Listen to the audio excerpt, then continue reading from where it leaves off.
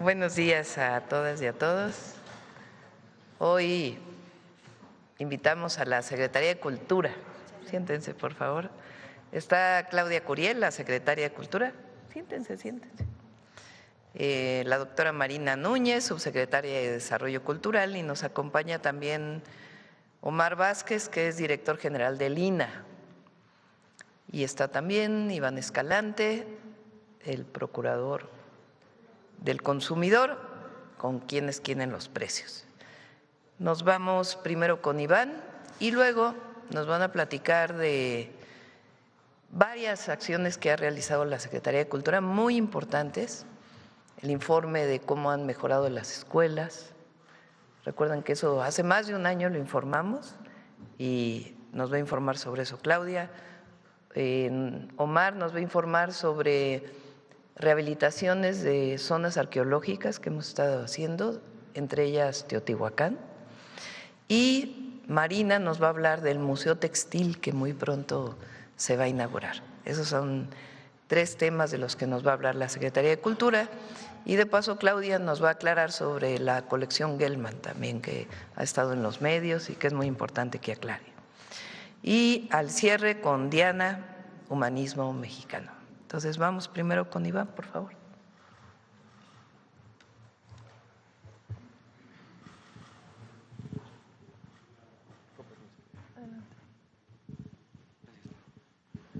Muy buenos días a todas y a todos. Iniciamos con quienes quieren los precios y continúan las buenas noticias. Finavien sigue posicionándose como la mejor remesadora en la modalidad de depósito a cuenta o transferencia de los recursos que envían nuestros paisanos a México. Recordar que es una combinación entre la comisión que cobra la remesadora y el promedio de tipo de cambio que da la misma.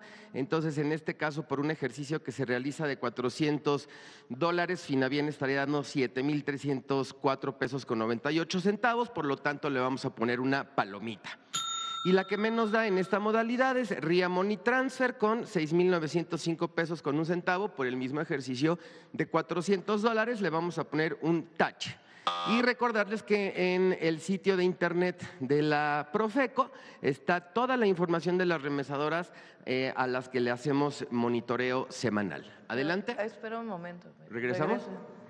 Vean la diferencia.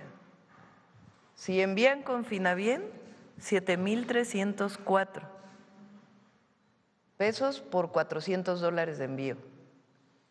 Y si envían por Ria Money Transfer, 6,905, o sea, por $400 ganan 400 pesos por enviar con Finavien. Es muchísimo dinero. Entonces, es un muy buen ejercicio enviar por Finavien, o bueno, un muy buen ejemplo de por qué es muy importante que saquen su tarjeta Finavien y de cómo se pasan algunos de las remesadoras también. Adelante, Iván. Y ya son casi 5 meses continuos, Presidenta, que Finavien es la mejor opción. Adelante. En envíos en efectivo, Pangea Money Transfer es la mejor opción con 7,320 pesos por estos mismos $400. Le vamos a poner una palomita. Y en esta misma modalidad de envío en efectivo directo, JUM es la que menos da con 6,898 pesos con 84 centavos. Son alrededor de entre 15 y 20 remesadoras a las que les hacemos este monitoreo y este seguimiento semanal. Les vamos a poner un tache. Continuamos ahora con la información. Tenemos un precio promedio nacional del litro de la gasolina regular en 23 pesos con 68 centavos. Aquí tenemos identificadas las estaciones que venden a precios justos. Tenemos ubicada esta Pemex en Xochitepec, Morelos, 23 pesos con 29 centavos. Y aquí en cada una de las regiones, cuál es la estación que da precios justos, y en ningún caso, como lo podemos ver en la tabla, se excede la ganancia de 2 pesos por cada litro de gasolina regular. Adelante. Perdón, palomita. Y está también las que se vuelan la barda con los precios. Aquí tenemos esta gasolinera Gulf en Puebla, 25 pesos con 2 centavos, con un margen de ganancia de 2 pesos con 43. Y tenemos esta Capetrom en Bahía de Banderas en Nayarit, que tiene un margen de ganancia de 4 pesos con 8 centavos por cada litro de gasolina. Y aquí en cada una de las regiones les vamos a poner un tache. Continuamos ahora. Esta es una información muy importante para recordarles qué es lo que está integrado dentro de nuestra canasta básica PASIC, que son estos 24 productos que por un acuerdo voluntario entre las empresas y la agroindustria no debe de costar arriba de 910 pesos. Es una botella de 946 mililitros de aceite vegetal, 1 kilo de arroz, 2 latas de atún, 1 kilogramo de azúcar, 1 kilo de carne de res, 1 kilo de cebolla blanca, 1 kilo de chile jalapeño, 1 kilo de carne de cerdo, un paquete de 900 gramos de frijol negro, un paquete de 18 piezas de huevo, una pieza de jabón de tocador, 1 kilo de jitomate saladet, 5 litros de leche, 1 kilogramo de limón, 1 kilo de manzana, 1 kilo de plátano, un paquete de pan blanco de caja de 680 gramos, 1 kilo de papa blanca, una bolsa de 4 piezas de papel higiénico, un paquete de 220 gramos de pasta para sopa, 1 kilogramo de carne de pollo, una lata de sardina, 4 kilogramos de tortilla y 1 kilogramo de zanahoria. Esta es una canasta básica calculada para el consumo semanal en un hogar con 4 personas. Adelante, por favor. Bien, y en nuestro seguimiento que realizamos de manera semanal, tenemos identificada la canasta, el establecimiento con la canasta más barata, 772 pesos con 60 centavos, en este caso Chedraui Campeche, le vamos a poner una palomita. Y la más cara, Ley Otay en Tijuana, Baja California, 966 pesos con 20, le vamos a poner un tache. Nuestro comparativo de 3 ciudades: Alcaldía Venustiano Carranza en la Ciudad de México, la más barata, Chedraui Ánfora, 894 pesos con 30 centavos, palomita. Y la más cara, Walmart Balbuena, con 920 con 80, le vamos a poner un tache. En Villahermosa, Tabasco, la más barata, Mega Soriana, 934, 802 pesos con 50 centavos, palomita. Y la más cara, Walmart Avenida Universidad, 898 pesos, le vamos a poner palomita porque está por debajo de los 910 pesos. Y en La Paz, Baja California, la más barata, Soriana Hiper, 831 pesos, palomita. Y la más cara, Walmart Cola de Ballena, 910 pesos con 70 centavos, ahí se pasa un poquito, pero va a tener un tache. Adelante, por favor. Bien, aquí tenemos un comparativo de precios por zonas del jitomate saladet. El precio promedio está en 41 pesos con 9 centavos, pero por eso es muy importante que todas y todas tengan la oportunidad de consultar nuestra sección de quiénes quieren los precios, porque aquí orientamos a todas las familias en dónde pueden encontrar este y los 24 productos de la canasta básica a precios justos. Entonces, en la región centro, estos son precios promedio. En la región centro podemos identificar que, por ejemplo, las tiendas Superiste tienen el kilo de jitomate en 19 pesos con 90 centavos, la más barata en esta región, mientras que en Soriana precio promedio lo encontramos en 49 con 43. Si nos vamos a la región centro-norte, en centrales de abasto lo ubicamos en 30 pesos con 75 centavos y también en Soriana lo podemos llegar a encontrar hasta en 44 pesos. En el norte lo podemos encontrar en Smart, 24 pesos con 49 centavos el kilo, y en las tiendas Ley, 46 con 7. Y en sureste, en Chedraui, está en precio promedio 33 con 32 y Superaqui 49.95. Por eso recomendamos siempre utilizar esta herramienta que es muy útil y nos puede ayudar a ahorrar mucho dinero. Adelante, por favor. Bien, finalizamos con nuestros consejos Profeco de la semana. 1, continúa utilizando los servicios de Finabien, ya que es la remesadora con mejor tipo de cambio y la que te da más por tu dinero. 2, consulta el mapa virtual para ubicar las estaciones de servicio que venden por debajo de los 24 pesos el litro de gasolina regular. Y 3, para ahorrar hasta 20 pesos en un kilo de jitomate, compara el precio entre varios establecimientos y mercados locales a través de nuestra herramienta Quienes Quieren los Precios. Nuestras redes sociales, la página de internet y el teléfono del consumidor. Muchas gracias, Presidenta. Muy buenos días. Gracias, Iván. Claudia. Muchas gracias. Con su permiso, Presidenta. Muy buenos días a todas y a todas. Hoy vamos a presentar avances de uno de los proyectos centrales, uno de los 100 compromisos de cultura impulsados por la presidenta Claudia Sheinbaum Pardo, que tiene que ver con la renovación integral de las escuelas de educación artística y cultural de la Secretaría de Cultura. ¿Pueden poner, por favor, la siguiente? Muchas gracias.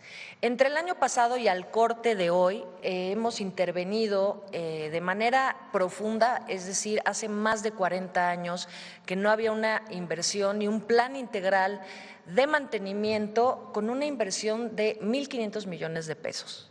Con esos 1.500 millones de pesos se han atendido en las escuelas del IMBAL 1.405 espacios, entre ellos, por mencionar y detallar algunos, 118 salones de danza, 265 salones de música, 384 salones académicos, espacios administrativos, la impermeabilización de 102 escuelas y 6 galerías. Y se compraron alrededor de 23,000 bienes que integran y conforman instrumentos musicales, que fue una de las demandas principales de los alumnos, equipo científico, porque vamos a tener el laboratorio en la ENA pues más importante de América Latina en investigación, que va a estar a final de este año, y bueno, mobiliario y muchos otros requerimientos que nos habían pedido.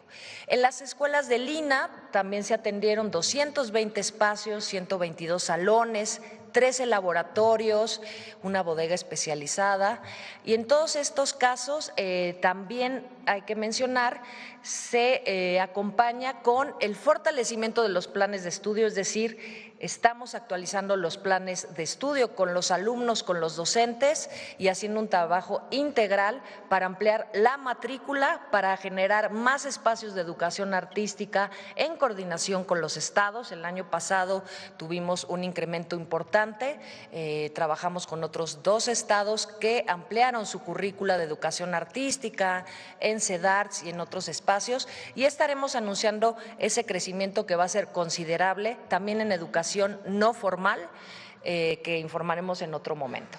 ¿Podríamos ir a un video para que puedan tener una mayor visión de los avances?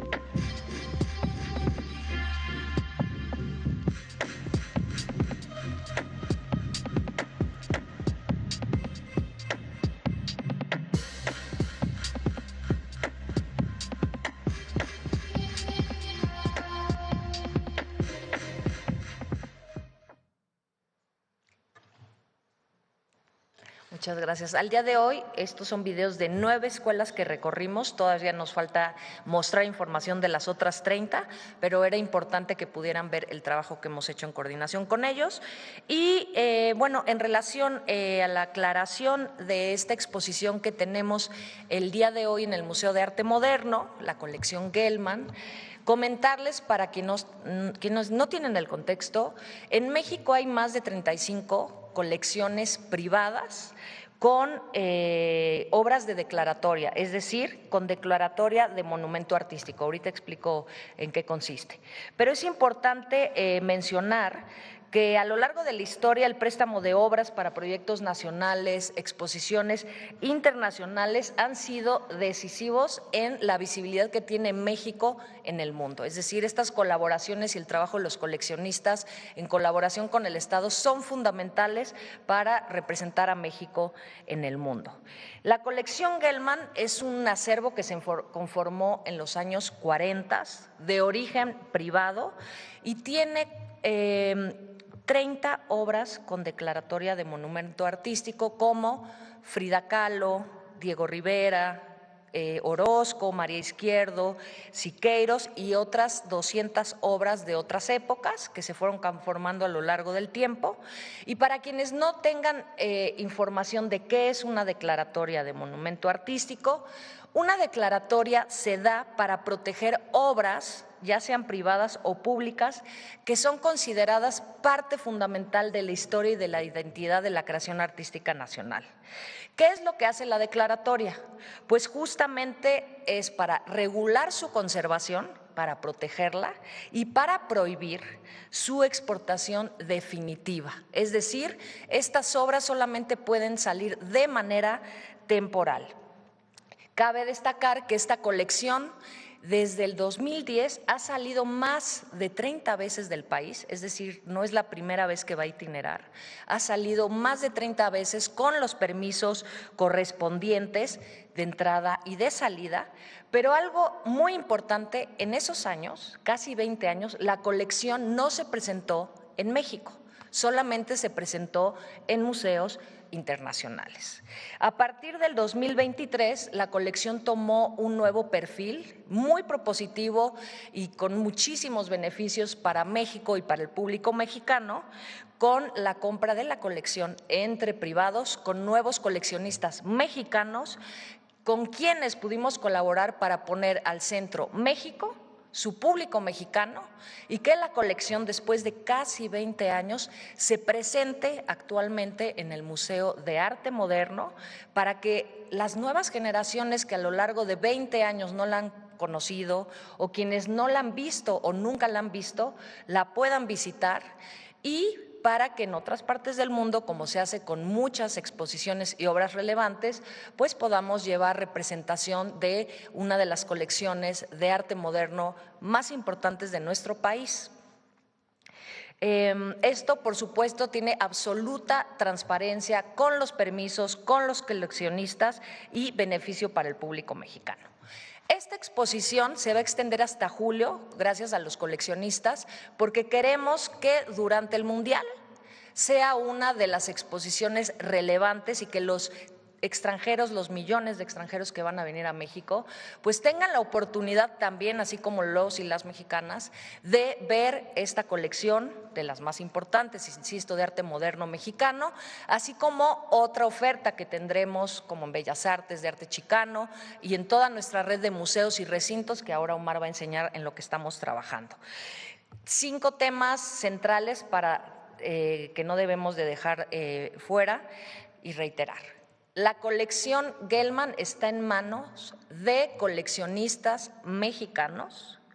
El acuerdo entre privados, que es los coleccionistas, y la entidad bancaria con la que está gestionando la colección es única y exclusivamente para apoyo en gestión. Esto se hace normalmente. La entidad bancaria, ¿qué hace? Pues fortalece la conservación, paga el aseguramiento y se encarga de itinerar por distintas partes del mundo con museos la colección. Sin embargo, es gestión, no es adquisición. La colección sigue siendo de coleccionistas mexicanos. Y como indica la ley de monumentos, esta colección solamente tiene permiso de salida temporal, no puede salir de manera definitiva. Eso está en la ley de monumentos, eso está en la declaratoria, y es una colección que, aunque tiene otras obras que la conforman, pues la vocación de esta colección es pues el conjunto y el momento histórico en el que fue creado, porque habla justamente de un contexto mexicano. Entonces, no se va a desarticular, no todas tienen que ser declaratoria, imagínense todas las colecciones privadas, no todas las obras tienen que tener esa declaratoria, pero la colección es mexicana, no se vendió, solo sale de manera temporal y es parte de esta oferta cultural durante el Mundial. Otro tema, ya para cerrar, evidentemente la responsabilidad del INVAL es supervisar el estado de su conservación, por ser declaratoria de monumento artístico, supervisar que regrese en tiempo y forma, como marca la ley, y en ese sentido, las atribuciones del INVAL, y para poder supervisar esto, tiene suscrito un convenio con la colección para dar acompañamiento técnico y supervisión durante 5 años, que es lo que nos toca en este periodo de administración, para acompañar esos procesos técnicos de supervisión y para revisar los permisos de exportación temporal.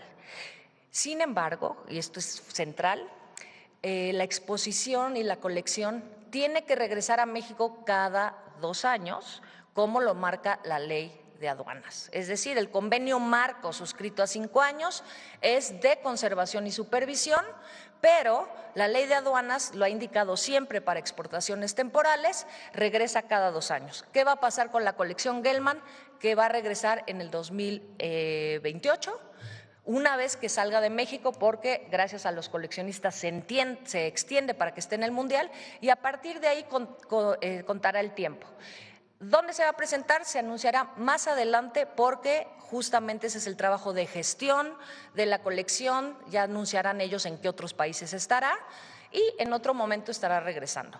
Es importante destacar que en esta nueva visión de gestión, que además es absolutamente transparente, se está considerando a México, al pueblo de México, para que puedan ver esta exposición que casi por 20 años no se pudo ver y que está en un momento importante de relanzamiento internacional. Es cuanto, Presidenta. Muchas gracias.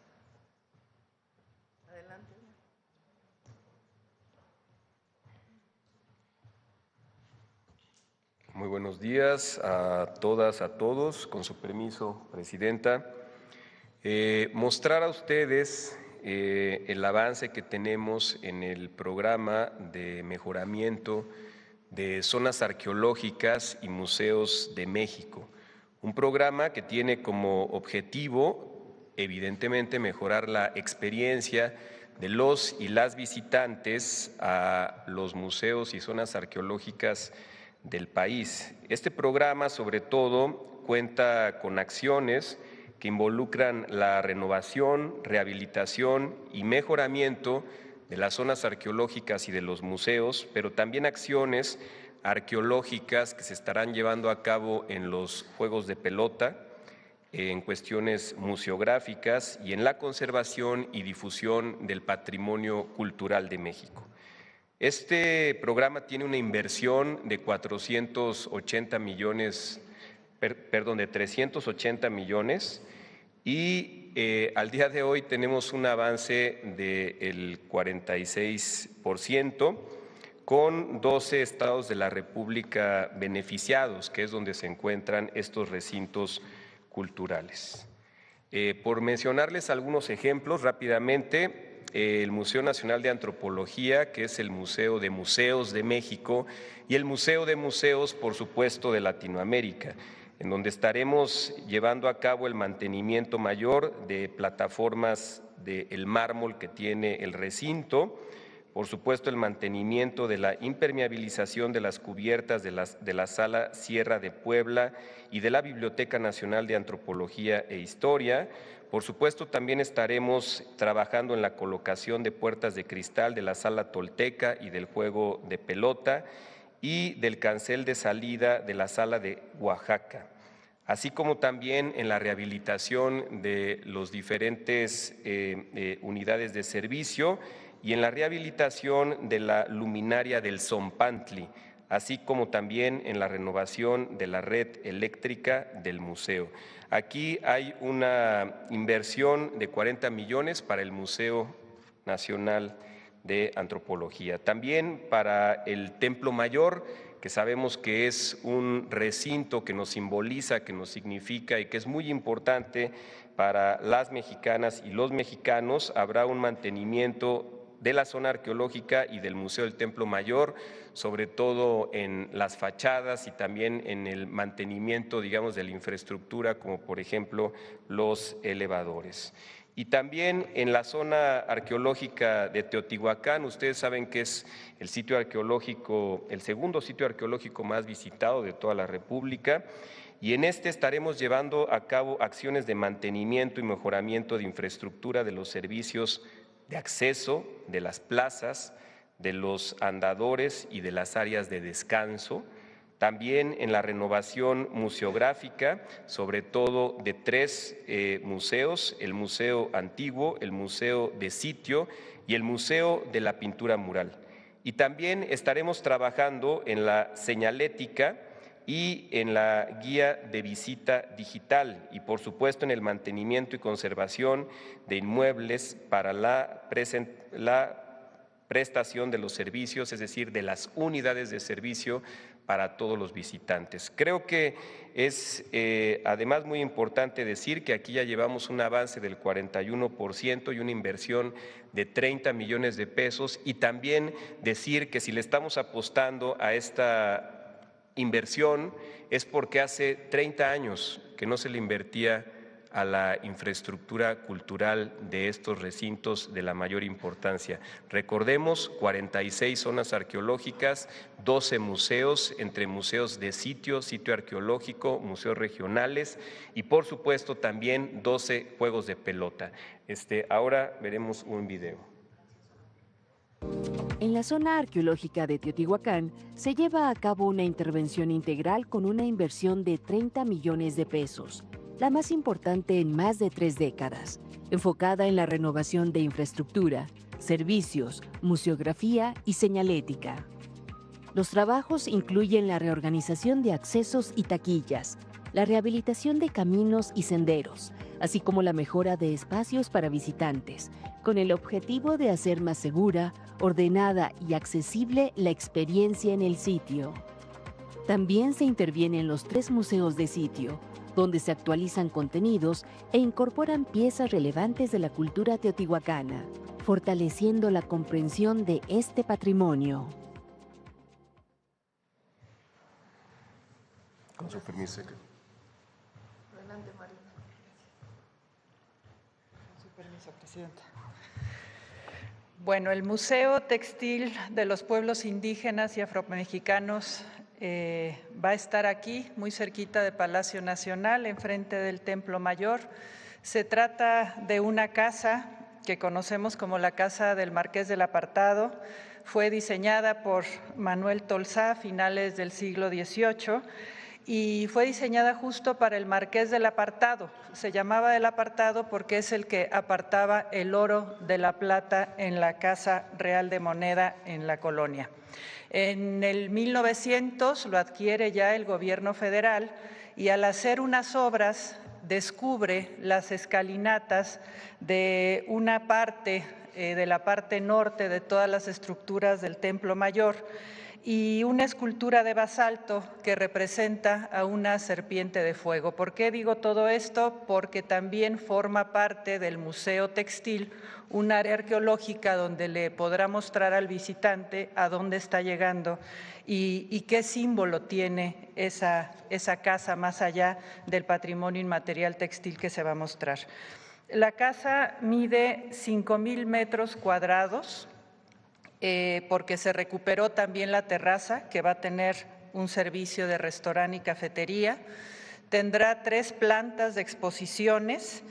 Vamos a tener 210 piezas en la exposición permanente y un espacio para exponer de manera temporal arte textil contemporáneo.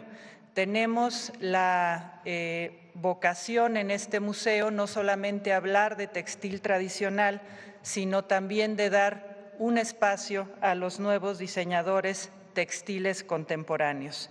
Y por qué no, también que hay mucho ejercicio en ese sentido que se suele hacer con artesanos tradicionales y artistas contemporáneos. Se hablará de telares, de fibras naturales, de tintes, de bordado, de innovación desde las propias comunidades artesanales. Habrá una sala audiovisual que nos ayudó Conavio a conformar, donde se muestra la relación entre medio ambiente y vestimenta, la importancia del cuidado del entorno por parte de las comunidades indígenas, porque también forma parte de su reflejo en cuanto al vestir. Y pues finalmente este museo, decirles que se está haciendo con las propias comunidades. Todo el diseño de arte que tendrá este museo nos ayudarán a conformarlo artesanos que ya están trabajando ahí de Guerrero, artesanos de Hidalgo, del Estado de México. Vamos a tener por todo el museo piezas artesanales como los diablos de Ocumicho, de Michoacán, los ángeles cachetones de Huitzuco en Guerrero. Vamos a tener arte en latón y vidrio de Guanajuato y el Estado de México, bancas de Enequén de Yucatán. En fin, trataremos de representar más allá del textil todo aquello que hacen las manos mexicanas y que conforman nuestro riquísimo patrimonio inmaterial. Este museo estará, miren, ahí en la imagen, por ejemplo, están la señalética de sala.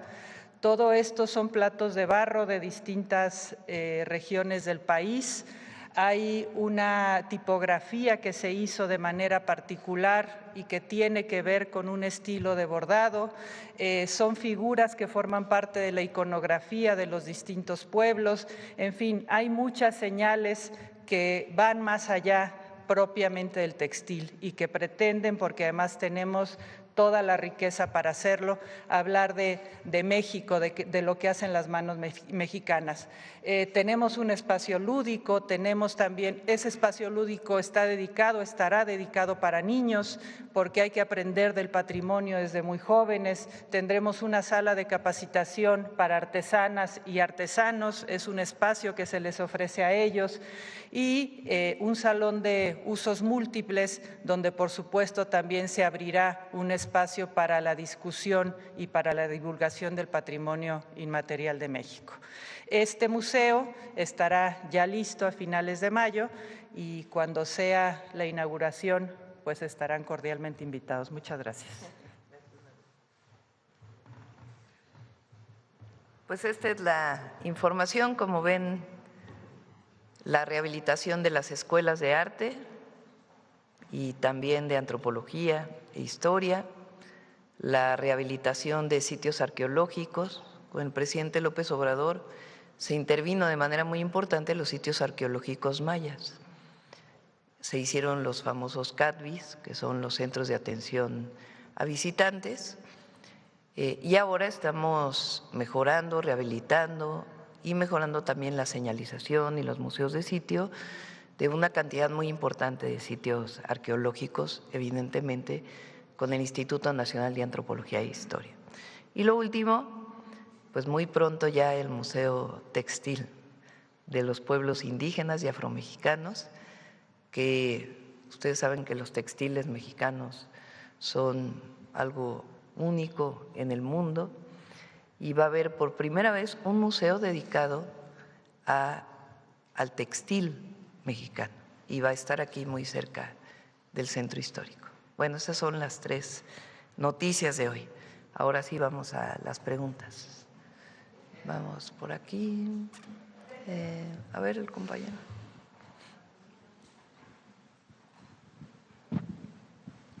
Buenos días, Presidenta. Juliana Soy de SDP Noticias. Empezar con, ¿qué reporte tiene del partido de ayer, el preparativo para el Mundial? Antier, ¿no? Antier. Antes de ayer. Bueno, todos sabemos el resultado de la selección.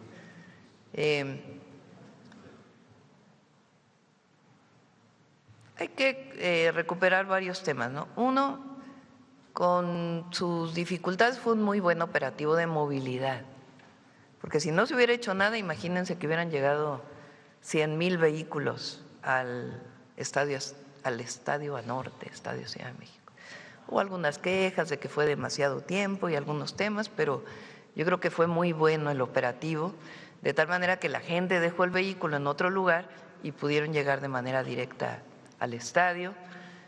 Todas las zonas alrededor del estadio pues también quedaron muy bien, y bueno, las complicaciones dentro del estadio y al mismo tiempo pues el lamentable fallecimiento de esta persona que lamentamos mucho y que se atendió en su momento. Entonces yo creo que fue un buen ejercicio para, bueno, más allá evidentemente de este lamentable fallecimiento, en general fue un buen ejercicio para la inauguración del Mundial, y obviamente hoy estuvo Clara Brugada en la mañana, siempre viene los lunes al Gabinete de Seguridad y platicamos con ella pues algunas mejoras que todavía podemos hacer y cómo puede el Gobierno de México ayudar al Gobierno de la Ciudad de México.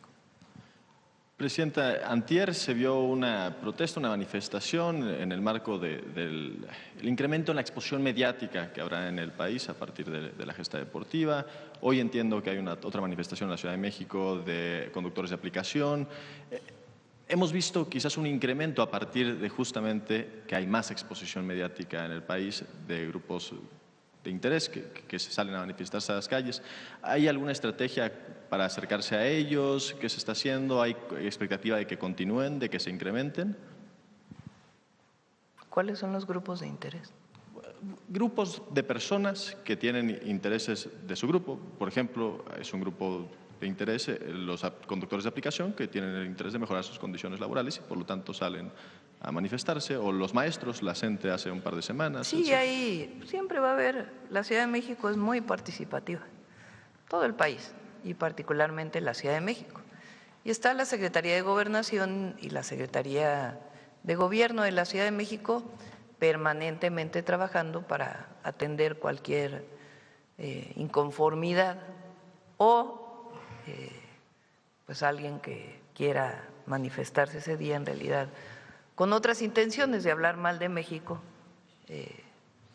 y pues se va a atender como siempre se ha atendido. Yo creo que los visitantes a la ciudad, a Guadalajara y a Monterrey se van a llevar una excelente impresión y además van a poder visitar el resto del país, que hemos venido trabajando en ello pues desde hace ya mucho tiempo, y los propios aficionados de México también van a pasar un buen momento. Presidenta, ahora hablaba acerca de los mexicanos que hablan mal de México. Está de moda en algunos círculos que más bien corresponden a la derecha el ser antimexicano, hay quien se dedica a eso, y justamente intentando vincularlo a esto del Mundial, pues piden la intervención extranjera, algunos viven en el extranjero, desde ahí hacen críticas ilegítimas, y después cuando este discurso antimexicano permea en la población y, por ejemplo, en un partido de fútbol a la selección mexicana hay abucheos, chiflidos a la selección, se echan al suelo y empiezan a hablar acerca de cómo es que por eso juegan en Estados Unidos y cómo ya no hay unidad nacional. ¿Cómo entiende usted esta dicotomía intentando vincular el fútbol con justamente esta actitud antipatriota? Bueno, son dos cosas distintas, ¿no? El público mexicano siempre ha sido muy exigente con la selección. Yo creo que hay que aplaudir el juego del sábado y tener siempre buena vibra con nuestra selección.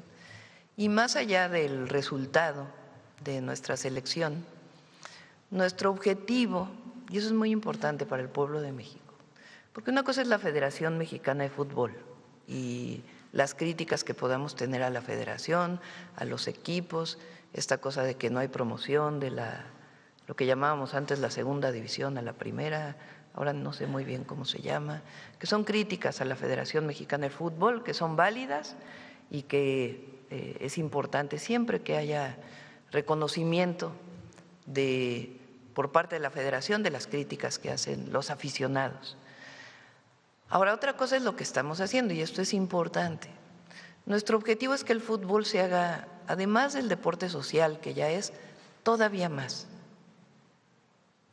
Por eso la inversión que estamos haciendo en las canchas de fútbol en todo el país, por eso el Mundial Social y por eso los semilleros, que es muy importante.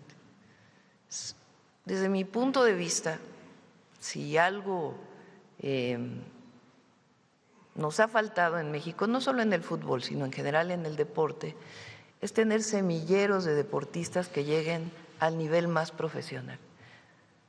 Desde el vínculo de los pequeñitos en las escuelas, cuando van creciendo, hasta el nivel profesional, en distintos deportes. Hay deportes, por ejemplo, que son muy importantes para México, los clavados. Los clavados tienen muchos semilleros en muchas albercas en nuestro país y muy buenos entrenadores. Las dos cosas se han combinado para tener tantas medallas en los clavados y exponentes tan importantes de nuestro país. En su momento la marcha fue así y algunos otros deportes. En el fútbol creo que nuestra tarea como gobierno es generar las condiciones para que en todos lados del país pueda haber canchas en buen estado, que puedan jugar los y las jóvenes, porque ahora son de mujeres y de hombres el fútbol, y que también pueda haber algún vínculo de los clubes con estos semilleros que se puedan presentar y que vayamos promoviendo el fútbol desde los primeros años para que desde ahí puedan salir pues los talentos hacia el fútbol mexicano. Y igual en otros deportes. En taekwondo hemos sido muy buenos también, por poner algunos ejemplos. Y es que hay semilleros que después van hacia adelante. El box, también hemos sido muy buenos en box.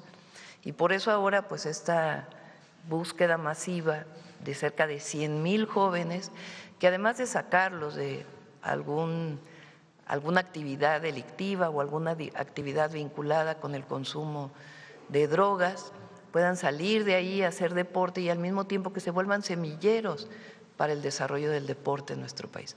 Ese es nuestro objetivo. Y al mismo tiempo, pues en el Mundial, echarle buena vibra a nuestra selección y siempre pensar hacia adelante. Ahora, ese es un tema.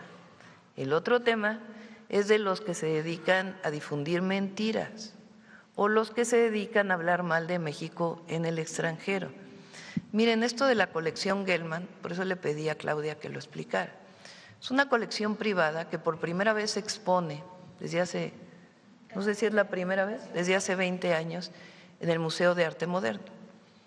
Tiene cuadros hermosísimos de grandes pintores mexicanos, de la época principalmente del muralismo. Entonces, por primera vez se expone en el Museo de Arte Moderno, bueno, no por primera vez, después de 20 años se expone. Entonces, estuvieron difundiendo muchísima gente que se iba a vender al extranjero la colección. Claudia se dedicó a aclarar durante, no sé, meses que era falso, que como cualquier otra colección que tiene una protección patrimonial, puede salir del país con permiso para exponerse en el extranjero, pero tiene la obligación de regresar y no se puede vender. Bueno, llevamos semanas y semanas y semanas de cantidad de personas que en las redes sociales acusan al gobierno de que estamos permitiendo la venta de la colección Gelman. Falso, absolutamente falso. Pero lo dicen y lo dicen y lo dicen y no escuchan a la Secretaría de Cultura, que se ha dedicado a difundir que es absolutamente falso lo que quieren decir. ¿Qué objetivo tiene no escuchar a la Secretaría de Cultura? Pues hablar mal del gobierno, con mentiras, pues son verdaderas mentiras. Hay otros políticos que se dedican a hablar mal del gobierno de México y mal de México en el extranjero. ¿Qué sentido tiene si quieren tener votos en México, porque son de partidos de oposición, que se vayan a hablar a los medios de comunicación de Estados Unidos mal del gobierno mexicano? ¿Ustedes creen que eso les vaya a dar votos? No, pues claro que no, al revés, la gente no lo ve bien. Pero ¿cuál es su objetivo? Que desde Estados Unidos haya presión al gobierno de México para que hagamos quién sabe qué cosa, entre otras cosas, pues a lo mejor que generemos mayor intervención extranjera en nuestro país. Imagínense el nivel de la oposición, senadores, diputados federales que se dedican a hablar mal de México en las cadenas de televisión de Estados Unidos. ¿Qué objetivo tiene eso? Mayor intervencionismo, porque si no, pues que hablaran aquí. De por sí aquí tienen los espacios abiertos en todos lados para poder hablar mal del gobierno. Entonces hay que separar. Una cosa es lo del mundial y las posibles manifestaciones legítimas o no que se puedan dar y que haya atención a ello, y al mismo tiempo, o por otro lado, mentiras que se dicen de lo que estamos haciendo y también hablar en el extranjero mal de nuestro país. Pero lo bueno es que el pueblo de México pues está muy consciente de todo y hay que escuchar siempre pues las fuentes oficiales. Un tema político, Presidenta, o más bien de justicia quizás. Hay una persona en el norte del país que fue vinculado a proceso por un contrato leonino con una empresa de energía, una planta energética que nunca se construyó. 123 millones de pesos comprometió a su Estado cuando lo gobernó cada mes a pagar. Otra vez nunca hubo ninguna construcción de nada. Entiendo que los cargos son peculado, corrupción y uso ilícito de atribuciones. Me refiero a Jaime Bonilla, un hombre que intentó además extender inconstitucionalmente su mandato. ¿Tiene información al respecto del tema? ¿Hay algún tema político detrás de él? Yo se lo dejo a las instituciones de justicia, ¿no? Que ellos determinen si hubo una falta, si no hubo una falta, y sobre eso nos vamos. Gracias, Presidenta. Quizás el penúltimo tema. Los mercados han reaccionado quizás y como no lo esperábamos ante el conflicto en Irán. El precio del barril de petróleo llegó este fin de semana al precio máximo que ha estado desde el inicio de este conflicto. En este momento el precio del West Texas Intermediate está en 102, la mezcla mexicana de petróleo 115 en más de 100. está el Brent ayer. Sí. Wow. El tipo de cambio rebasó los 18 pesos, sigue estando entre los márgenes, pero está un poco más elevado. Nada más para que tengan una idea, está más abajo el peso. O sea, no hay que, sí, porque dijeron que como el Banco de México bajó la tasa de interés, que irresponsables, que bueno, habrá opiniones en contra, opiniones a favor y que por eso se devaluó la moneda. Y evidentemente lo que pasa a nivel internacional está impactando todas las monedas del mundo, todas. Desde el dólar hasta el yen tuvo problemas, una economía como la japonesa tuvo problemas muy importantes y muchas otras monedas. Pues el petróleo está en $115 el barril. Entonces, pues evidentemente esto tiene distintos impactos. Pero el peso incluso está más abajo que lo que estaba hace un año. Entonces, no es un asunto de preocupación ni del Gobierno de México, ni del Banco de México, ni tenemos por qué alarmarnos de una situación así, está en el margen. Eso si ya llegara a una situación muy diferente, pues entonces podríamos alarmarnos. Pero en términos, digamos, de la macroeconomía y de la situación monetaria del país, está bien, no hay ningún problema. Las reservas internacionales son históricas, no hay problema, de hecho hay recursos suficientes en México incluso para la inversión privada. Entonces eso no es problema. El problema sí es el precio del petróleo, que impacta pues en el aumento de los precios de los combustibles. Como saben, nosotros en el caso de la gasolina magna tuvimos un acuerdo con los gasolineros y no ha aumentado desde hace un año, está en menos de 24 pesos. Y estamos dialogando para el diésel, que el diésel sí tuvo un aumento, también la premium, pero digamos en la premium siempre hay la sustitución para que se pueda cargar la magna. En el caso del diésel, pues sí puede tener impactos porque es el combustible que se utiliza para la carga en México, para el transporte de mercancías. Hablamos con los gasolineros, hubo una reducción a 28.23, ¿verdad? 28.28, y todavía queremos que haya una reducción adicional. Pemex está revisando su precio en las terminales y estamos trabajando toda esta semana para ver si todavía podemos llegar a un acuerdo voluntario con los gasolineros para todavía reducir. Recuerden que de todas maneras los tres combustibles, porque podría estar en diésel en cerca de 35 pesos, ahorita está en 28.23, producto del incremento del precio del petróleo. Entonces está en 28.28 en promedio y queremos todavía que baje más. ¿Por qué no está en 35 y está en 28? Porque hemos hecho una compensación con el impuesto que se cobra en la gasolina y el diésel. la disminución del IEPS para que compense este aumento internacional.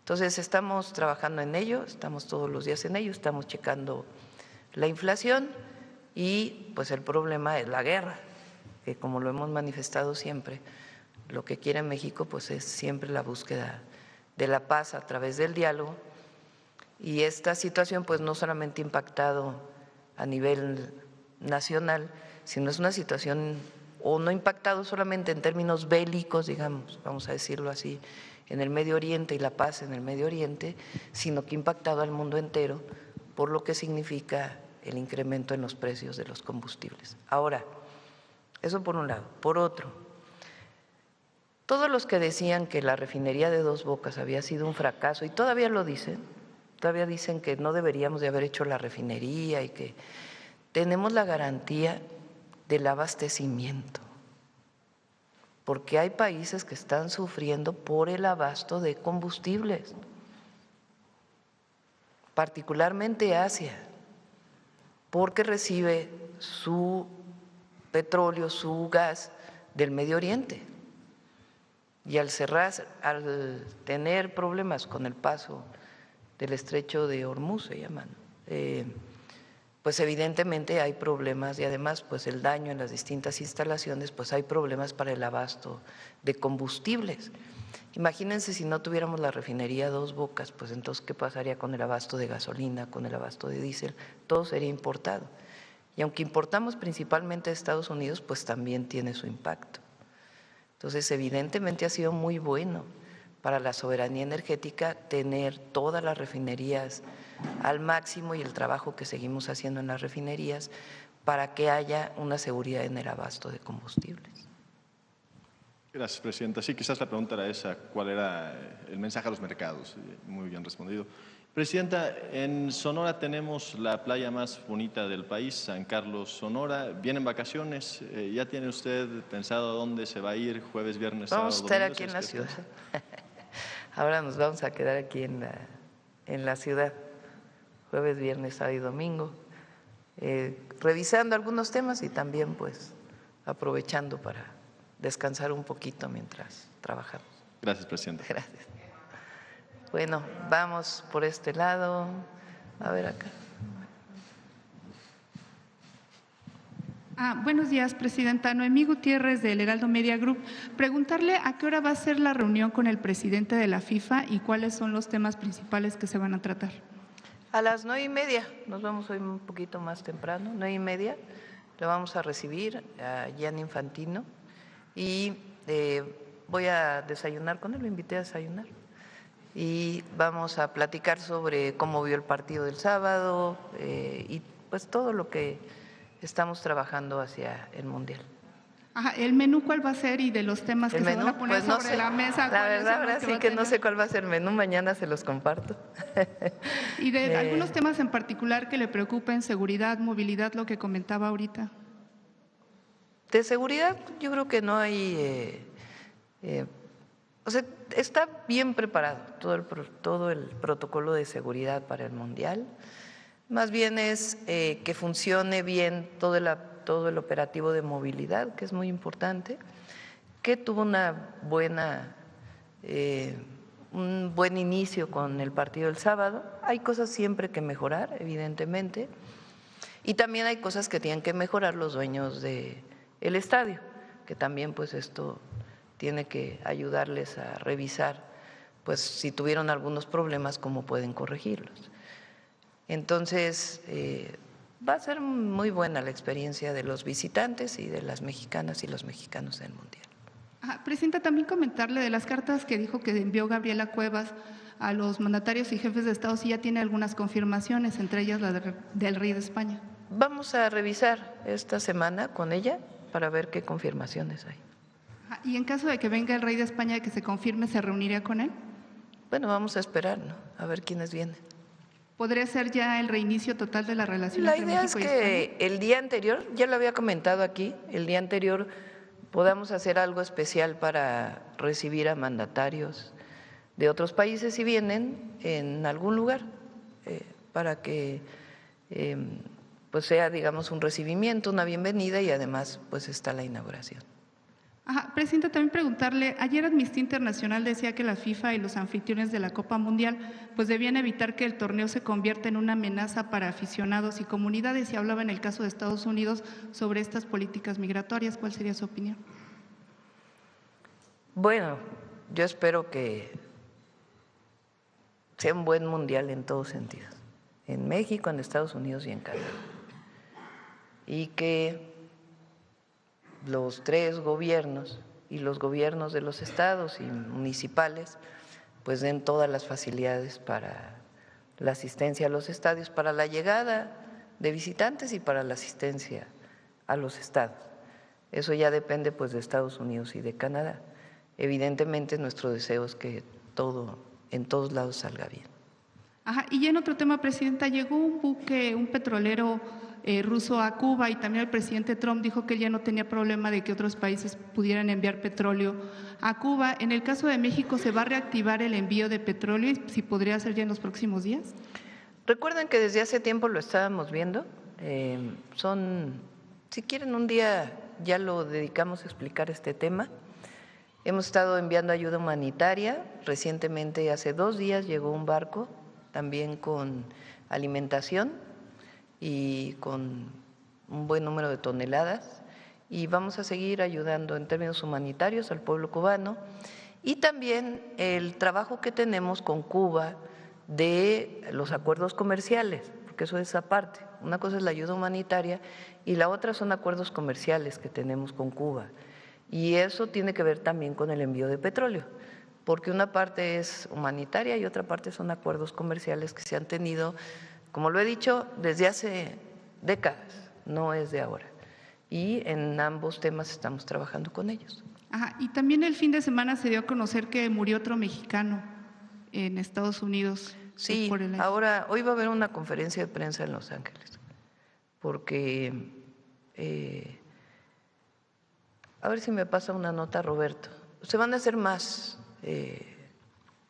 reclamos, no solamente lo que hemos venido haciendo, sino que ahora vamos a tomar más medidas de reclamo frente a lo que ocurrió.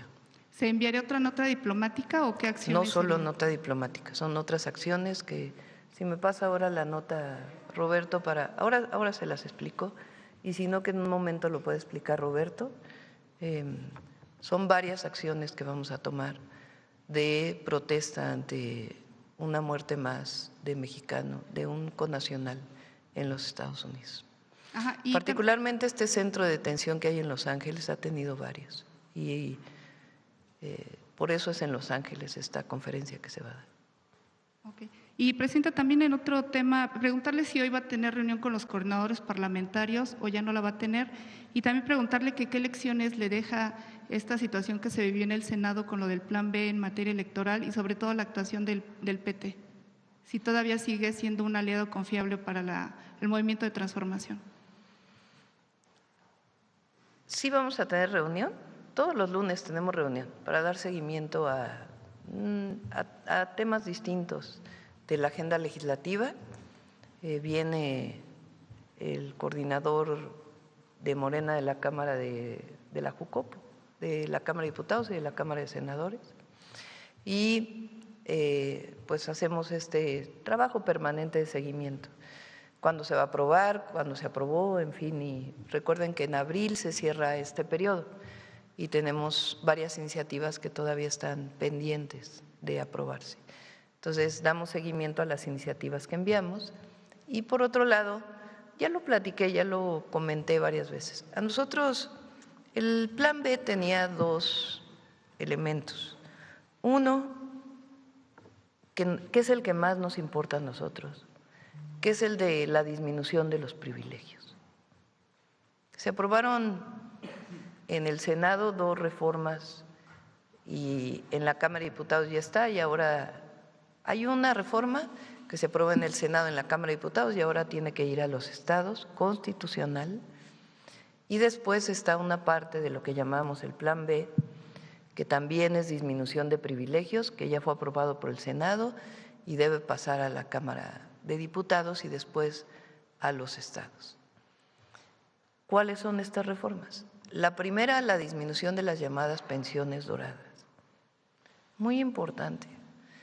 Nosotros no podemos o no podíamos cerrar los ojos frente a personas que recibían pensiones de 1 millón de pesos mensuales, con recursos del erario público y que no estaban sustentadas en un contrato colectivo, sino sencillamente en un esquema de privilegios que se diseñó para ciertas empresas o bancos de desarrollo en determinado momento en el país.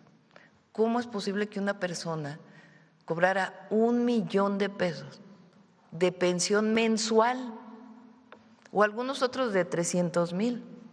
No se les quitó la pensión, pero se dijo pues un rango de 70,000 pesos. Es bastante 70,000 pesos mensuales del erario público a quienes reciben pensiones. La pensión del ISSSTE pues es máximo de ahora con el Fondo de Pensiones para el Bienestar de 17,000 pesos mensuales.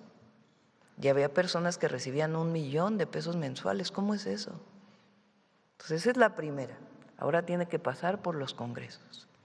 La segunda es los privilegios que tenían los congresos estatales y muchos municipios que tenían una gran cantidad de regidores.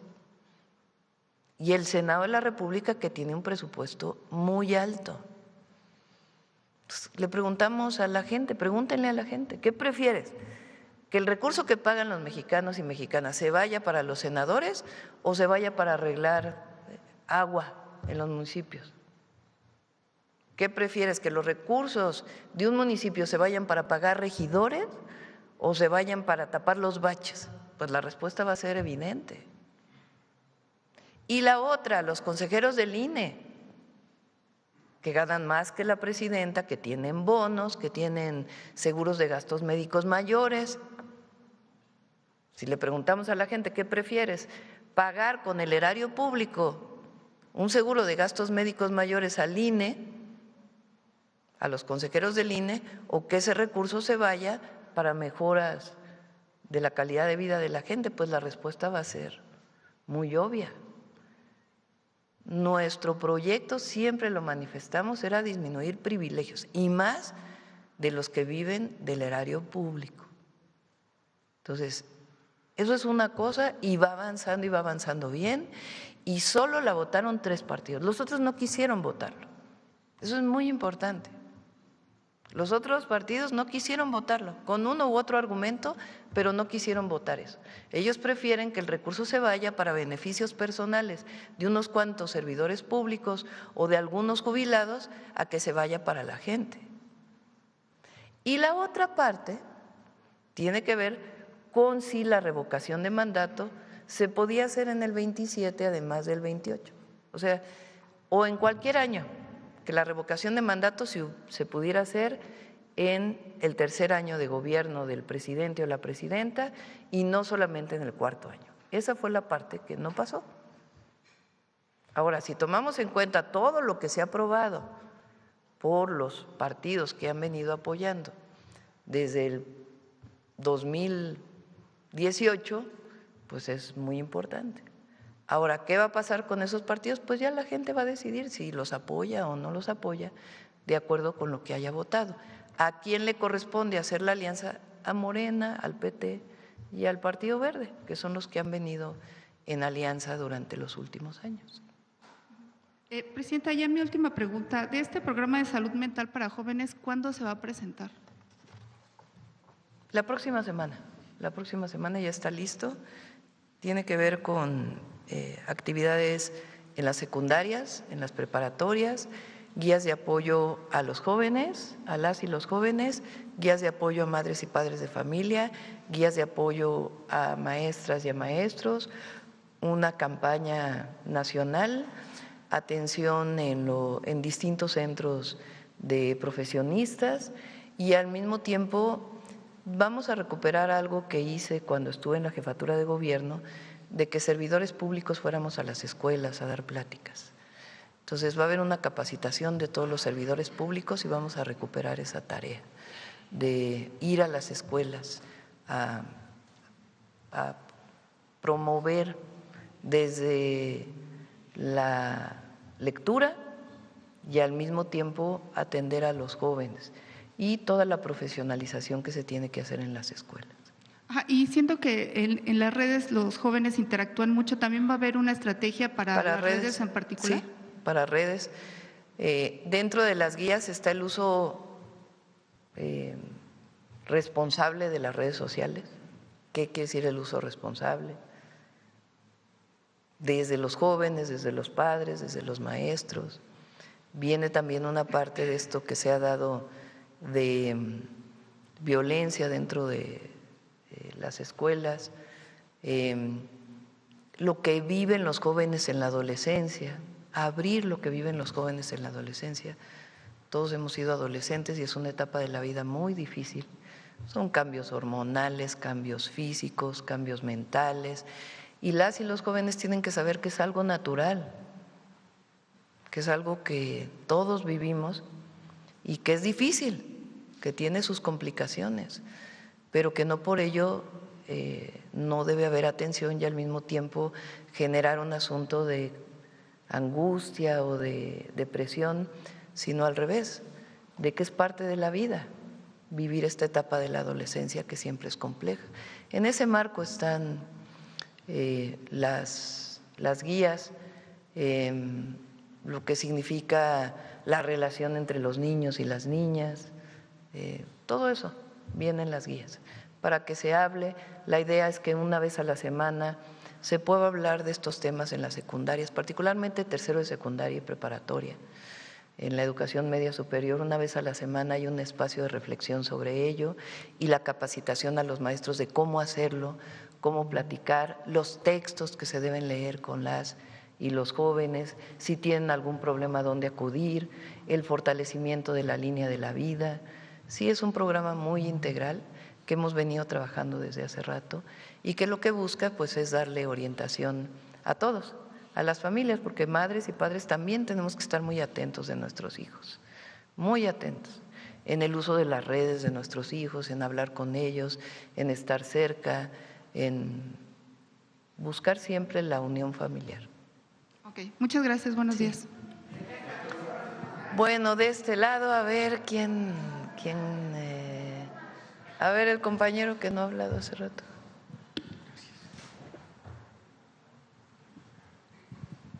Presidenta, buenos días. Compañeros, compañeras, buenos días a los invitados. Héctor Tlatempa, de Puntos Suspensivos Radio, Puntos Suspensivos Comunicación. Presidenta, este medio, Puntos Suspensivos, hemos dado seguimiento a un caso grave en Tijuana que hoy ya es de alcance nacional. Vecinos del fraccionamiento Playa Imperial denunciaron la toma violenta de su condominio por un grupo que, con hombres armados, controló accesos, intimidó a familias y restringió su libertad. Este medio lo documentó desde el inicio. Hoy autoridades han confirmado parte de estos hechos. Fue detenido el abogado Cristian Pablo N., vinculado a múltiples denuncias por despojo y extorsión, y se restituyó la caseta, con más implicados detenidos, entre ellos Sandra N. y Miguel N. Cabe señalar que algunas de las personas involucradas son de origen extranjero, en una zona donde la ley establece mecanismos específicos para la propiedad. Sin embargo, pese a estos avances, los vecinos siguen recibiendo amenazas, incluso mediante llamadas anónimas al 911 que advierten posibles atentados. Presidenta, ¿llegarán hasta el fondo de esta red? ¿Pueden dar protección inmediata a las familias afectadas? ¿Y puede la autoridad competente dar un informe al respecto? Gracias, Presidenta. Si nos pasas los datos, lo atendemos. Se los dejo que… Gracias. También, Presidenta, este medio realizó una investigación mediante solicitudes de acceso a la información sobre el Comité Permanente de Seguimiento encargado de revisar casos de preliberación en la Ciudad de México. Las respuestas oficiales son preocupantes. No hay información pública sobre su funcionamiento. No se reportan sesiones, ni casos analizados, ni resultados. ¿De cuál dices? de la comisión aquí del Comité Permanente de Seguimiento encargado de revisar casos de preliberación.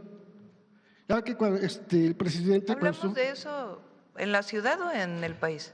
En la Ciudad de México específicamente. Bueno, Sí. pues hay que preguntarle ahí a la jefa de Sí, gobierno. pero… De ok. todas maneras, aquí hablamos la semana pasada de eso, cuando estuvo Rosa Isela, el Sí. viernes. Mire, nosotros hemos solicitado información a la Secretaría de Gobierno de la Ciudad de México, a la Secretaría de Seguridad Ciudadana y a la propia Subsecretaría del Sistema Penitenciario. Y ninguna ha podido informar si este comité siquiera está funcionando.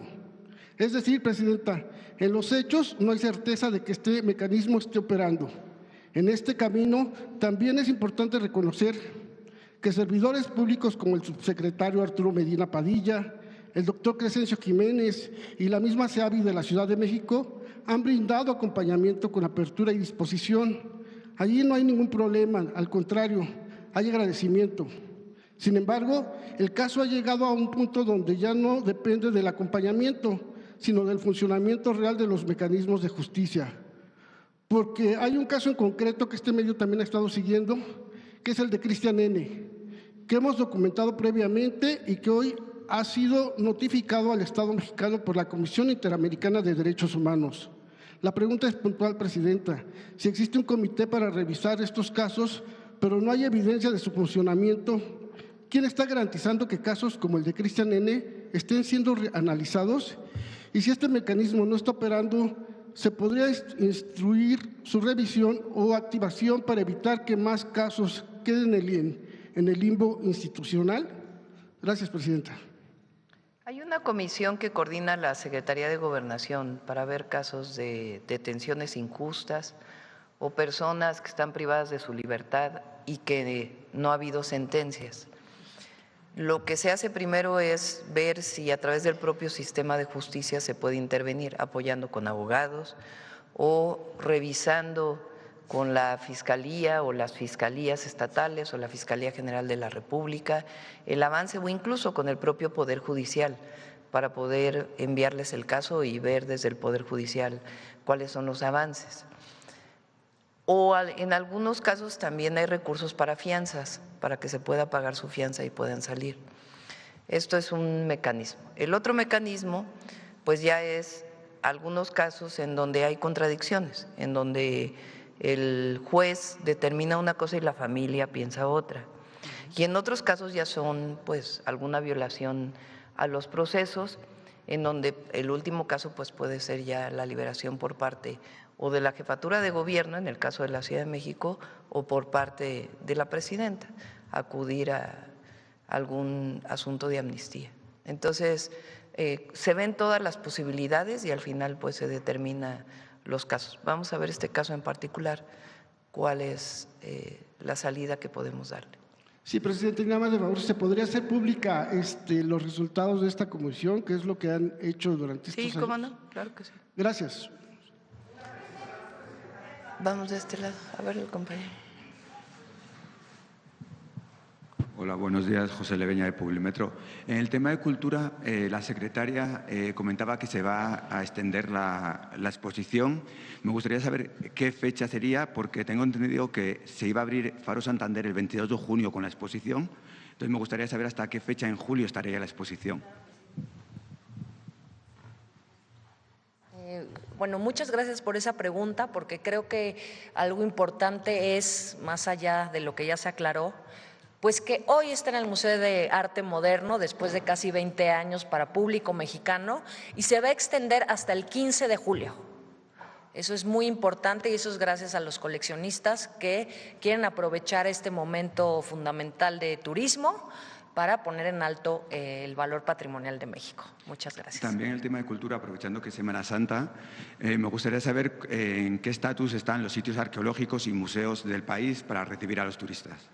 Justamente el director del INAH lo acaba de presentar, estamos trabajando pues en una rehabilitación importante, Teotihuacán, ya en unas pocas semanas vamos a hacer un recorrido con toda esta rehabilitación de 3 museos, acceso a taquillas, servicios, y un museo que llevaba cerrado 20 años, se va a volver a abrir a público, lo cual es también muy importante, juegos de pelota y bueno, pues los principales zonas no solamente para el Mundial o turismo extranjero, sino evidentemente como parte de la preservación del patrimonio para los propios mexicanos. Sí, podríamos decir que están al 100 los sitios y los museos para esta Semana Santa.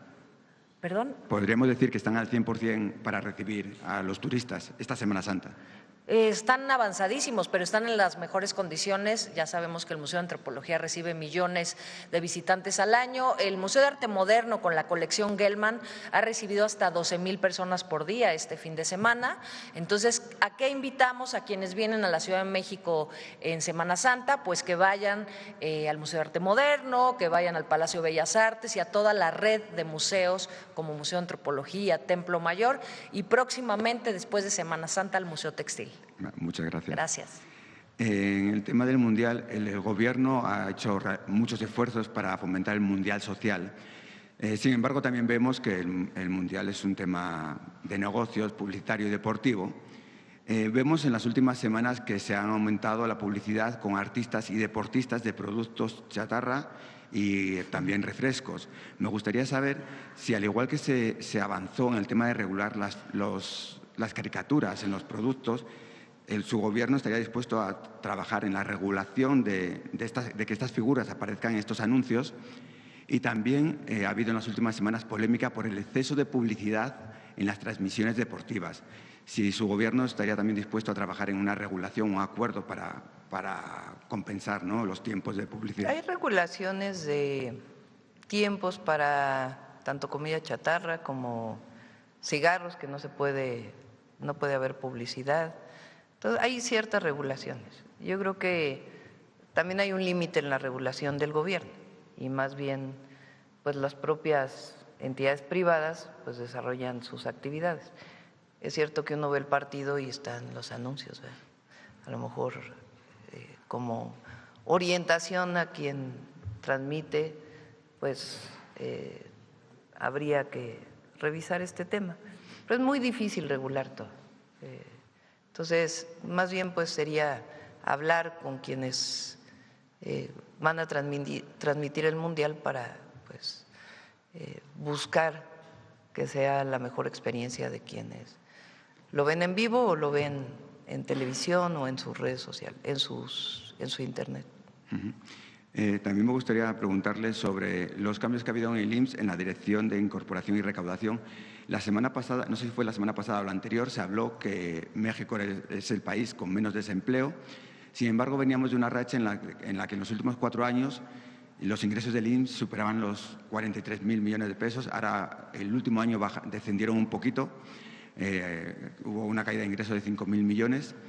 Me gustaría saber si también los cambios y los reacomodos en esta dirección, que está Luisa Obrador dirigiendo, cómo están afectando financieramente al Instituto de la Seguridad Social y cómo va a trabajar el Gobierno para volver a aumentar los ingresos. No hay realmente afectación. Podemos traer a Zoe para poder explicar cómo están las finanzas del IMSS. Están muy bien. Tanto la recaudación que ha tenido a partir de los pagos de la seguridad social de las personas, de las empresas, como el aumento al salario mínimo incrementado, ahora también la obligación de las plataformas digitales de poder incorporar a sus trabajadores a la seguridad social también ha incrementado la recaudación y cómo esto se traduce en la contratación de más médicos, de medicamentos, de equipo médico y de nuevos hospitales. Entonces están muy bien las finanzas del Seguro Social y un día invitamos a Zoe para que pueda hablar de esto. Ya por último, ante la audiencia que hubo la semana pasada en Nueva York de Nicolás Maduro y toda esta controversia que ha habido por su defensa, me gustaría saber si en estos 4 meses usted ha tenido la posibilidad de comunicarse con la presidenta encargada de Venezuela, Delcy Rodríguez, y pues saber un poco cuál es su postura, ¿no?, ante esta audiencia. ¿Mi postura ante esta? Ante la audiencia en la que hay una controversia sobre utilizar fondos del Gobierno de Venezuela para su defensa. Bueno, pues era presidente de Venezuela. No veo por qué no pueda usarse fondos de Venezuela.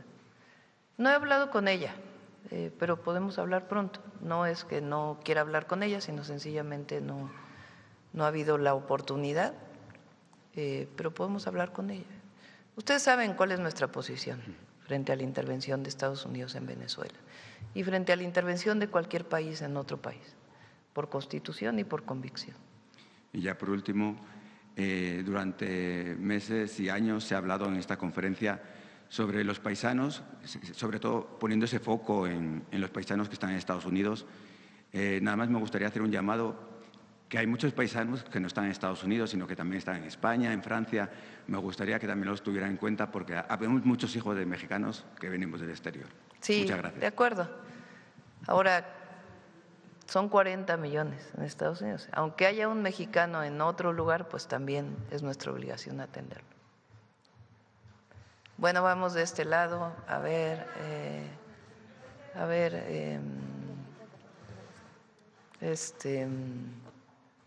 ¿Quién no ha preguntado? Estoy viendo, pero pues no, todos han preguntado. No hay nadie que no haya preguntado, la verdad. Ay, no es cierto, en salud siempre pregunta. A ver, compañero de…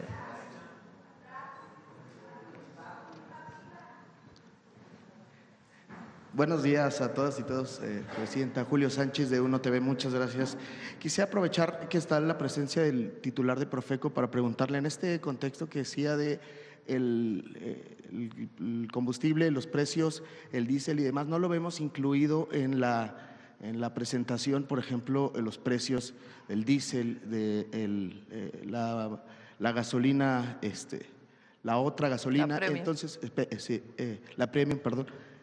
Saber si se van a hacer algún tipo de operativos y demás, porque hemos visto que los precios hoy arrancaron, hoy en la mañana estaban en 30 pesos, por ejemplo, en algunas zonas de la Ciudad de México. El precio del diésel lo hablamos con los gasolineros. En este momento se llegó a un acuerdo para que sea 28.28, todavía respecto a hace unas semanas, que era 26.50 más o menos, 27 el precio del diésel, es alto, pero llegó a 30 pesos. Entonces hay un acuerdo para que sea 28.28 y el objetivo es seguir trabajando esta semana y la próxima para ver de qué manera puede haber la compensación del IEPS y un mejor precio en las terminales de Pemex. Lo está trabajando Pemex para que todavía pueda bajar más. Y Profeco puede pues incluir el precio del diésel y de la premium en sus informes de quién es quién. Pero va a haber, por ejemplo, ¿se llegó a un acuerdo con ellos o están en ese proceso, Presidenta? Se llegó a un acuerdo, es voluntario, recuerden. Quien no quiera no lo hace, pero es un acuerdo voluntario para poder ayudar a la economía de las familias de México y en general la economía nacional. Se llegó a este acuerdo y lo revisa Profeco. No es que haya un límite al precio del diésel, porque tiene sus complicaciones poner un tope. Entonces, el acuerdo voluntario de la gasolina magna ha funcionado muy bien y el objetivo es, en estos momentos difíciles en donde el precio del petróleo está tan alto, pues poder contener, porque a veces, bueno, en algunas ocasiones hay un incentivo para disminuir el impuesto del diésel y de todas maneras los gasolineros le suben. Entonces, por eso fue la reunión con los concesionarios de estaciones de servicio y va a seguir habiendo reuniones esta semana y la próxima y vamos a ver también cómo se comporta el precio para poder pues disminuir el precio del diésel. Pero podemos incorporarlo en quienes quieren los precios. También para informar. Para estar revisando los precios del diésel, en este caso, que es el acuerdo último al que se llegó con los gasolineros.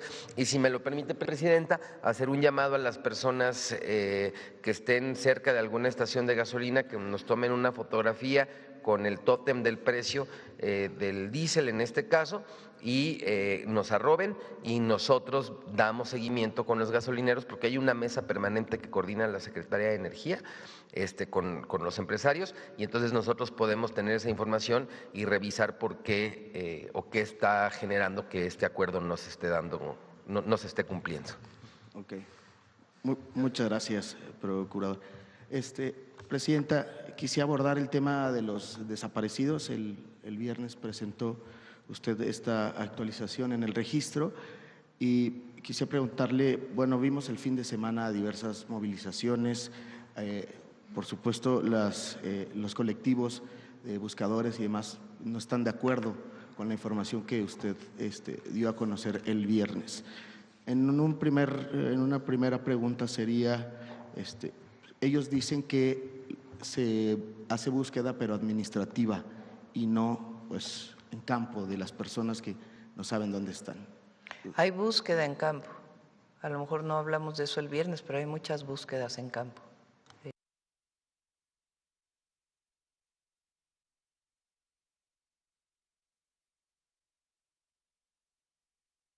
Búsquedas en campo. Para los registros de personas desaparecidas que vienen también de hace tiempo, pues para eso es el primer registro administrativo o este cruce de datos de información que nos permita saber dónde buscar. Porque si encontramos que una persona que está reportada desaparecida sacó su credencial del INE 10 años después, pues entonces buscamos a la familia a partir de un contacto y eso nos va a dar pues mucho más facilidad para encontrar a la persona. O si una persona se vacunó durante el COVID y ahí viene más información, pues entonces nos da la posibilidad de ir a buscar a la persona. Entonces, por eso se hacen estos cruces de información, que ahora pues tienen mucho mayor desarrollo de lo que tenían antes, pero hay búsqueda en campo también. Entre los planteamientos de los colectivos, dice que con esta misma lógica, pues que se está minimizando lo que ellos denominan una crisis. Hay atención a todos los colectivos de desaparecidos, a todos. La Secretaría de Gobernación dedica mucho tiempo a esto y evidentemente nuestra obligación es seguir buscando a todas las personas, a todas, y al mismo tiempo erradicar este delito, que no haya desaparecidos en México, particularmente aquellos vinculados con la delincuencia organizada. Entonces, es un compromiso del Gobierno de México y de seguir atendiendo a todos los colectivos. Lo que presentamos el viernes es cómo encontramos los registros y el trabajo que hemos venido realizando desde el primer momento que entramos al gobierno. Hablamos, por ejemplo, de que hemos encontrado recientemente a más de 31,000 personas, gracias al trabajo integral que se ha venido haciendo, y particularmente de años anteriores cerca de 5,000 personas que se reportaban como desaparecidas y que gracias a este trabajo que se ha hecho de cruce de información podemos encontrar que están bien y poderlos poner en contacto con su familia si así lo desea la persona también, porque hay casos en donde no quieren pues no quieren encontrarse con sus familias. Entonces, nuestra obligación es seguir buscando. Nunca hemos negado nuestro trabajo y la obligación del Estado mexicano y del gobierno en este sentido. Lo que presentamos el viernes es cómo están los registros y lo que hemos encontrado en los registros, que son hechos y cualquiera los puede revisar. Es totalmente transparente ese trabajo que hemos venido haciendo y cualquiera puede revisar estos casos. Y también como en los registros, pues hay muchísimos casos en donde lamentablemente no se puede buscar, pues porque no hay información. Ahí en donde puede haber, de acuerdo con los datos personales, sí, pero puede haber mayor información por parte de la Comisión Nacional de Búsqueda. Es justo lo que le iba a preguntar, Presidenta. Hay un aspecto en lo que ellos dicen, pues que si se puede transparentar el proceso administrativo. Por ejemplo, señalan asuntos como los homónimos, ¿no? Que eso puede ser un tema y que sí, pero no solo se ve, lo expliqué yo el viernes, no solo se ve el nombre Juan Pérez López, que hay mucha gente que se puede llamar igual y suponemos que por eso encontramos a la persona, no. Hay donde se puede huellas digitales y también la descripción de la persona. que viene en los registros. Y de ahí pues se hace la búsqueda de la persona. Y esos registros, hasta que no se encuentre, no haya prueba de vida o lamentablemente prueba de no vida de alguna de las personas, no se retiran de los registros, nunca se retira del registro. Lo que informamos es, hay más de 46,000 personas que tenemos en el registro de que hicieron algún trámite posterior y eso nos facilita la búsqueda, pero hasta no tener la prueba de que en efecto es la persona, no se retira nunca de los registros y se sigue buscando.